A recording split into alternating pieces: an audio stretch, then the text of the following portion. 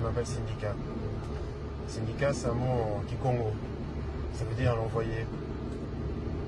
Quand j'étais petit,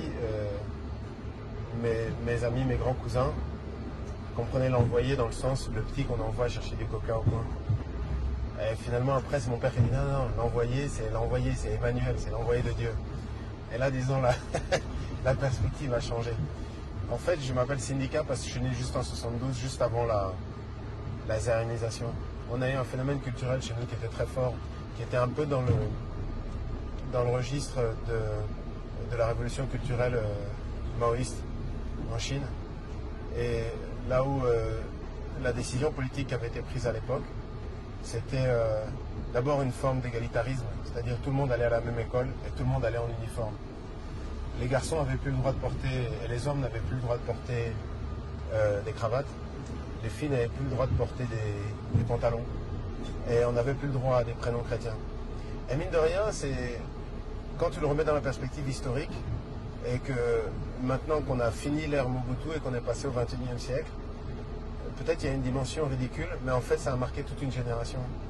Moi par exemple, mon identité procède fondamentalement de cette révolution culturelle. Et même si le projet politique a abouti à un échec, c'est quelque chose que je porte en moi. Donc si tu veux, c'est très particulier, parce que je ne peux pas... Pour moi, le contexte historique, la manière dont je me situe par rapport à là d'où je viens, les gens qui étaient là avant moi, les combats qui ont été menés avant moi, c'est un truc qui est fondamental et qui m'a marqué. Sindika, c'est intéressant. J'ai décidé d'amener... Tous mes enfants ont des prénoms africains. Mon premier fils s'appelle Yenge. Yenge, c'est en kikongo, ça veut dire le bonheur. Ma fille s'appelle Haïlé. Haïlé, c'est un nom éthiopien. C'est un nom de l'empereur d'Éthiopie, Haïlé Sélassié. C'est un nom de garçon. Il y a un nom qui veut dire le grand. Donc il y a un prénom qui est très fort, mais avec en même temps une esthétique qui est très féminine. Et mon dernier fils s'appelle Kwame. Kwame, le nom me plaisait, mais Kwame Nkrumah, c'est le premier noir qui a fait son indépendance sur le continent africain, disons, en dehors d'Haïti.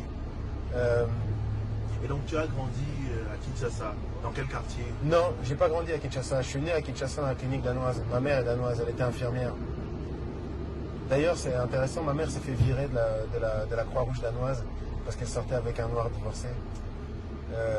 C'était en 72, c'était il n'y a pas longtemps. Et puis les Danois, les Scandinaves sont des gens réputés ouverts d'esprit. Mais c'est un truc dont aussi je suis le résultat. Mon père est quelqu'un pour lequel le choix était très facile. Parce que le système colonial raciste des Belges était tellement évident que tous les gens normaux, et notamment tous les Noirs d'office, étaient forcément contre le projet colonial. Donc tout le monde était engagé politiquement dans un choix qui est très clair. Aujourd'hui, moi je suis l'héritage de cette lutte-là parce que quelques années plus tard, on se rend compte que même si apparemment sur le papier, il y a un succès qui est quand même l'indépendance, l'affirmation de soi, dans les résultats, il y a un grand échec. Aujourd'hui, il y a un sondage, je crois, que j'ai vu l'année dernière à Kinshasa, là où il y a pratiquement 20% des gens qui disent qu'il faudrait retourner à la colonie belge. Il y a quelque chose qui m'a complètement choqué, que j'ai vu à Kinshasa il y a un an avant les élections. Je ne sais pas quel fou ou quel imbécile on avait comme ministre de la Culture à l'époque. Il faudrait que je retrouve son nom, mais je n'aime pas accuser les gens en l'air.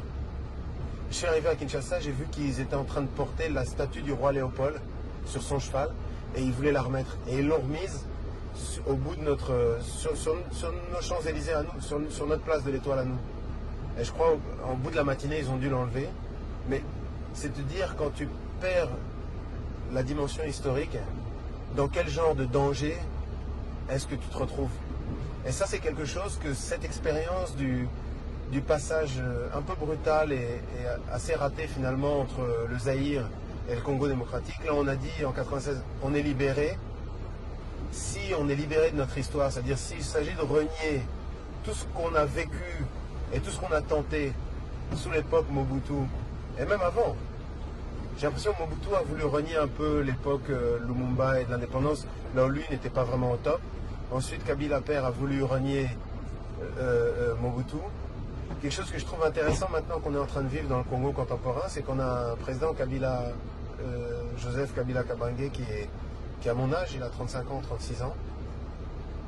Il a pris comme Premier ministre le vieux Gizenga, qui était le bras droit de Lumumba, donc pire ennemi de Mobutu. Et il a pris comme deuxième personnalité du gouvernement le fils aîné de Mobutu.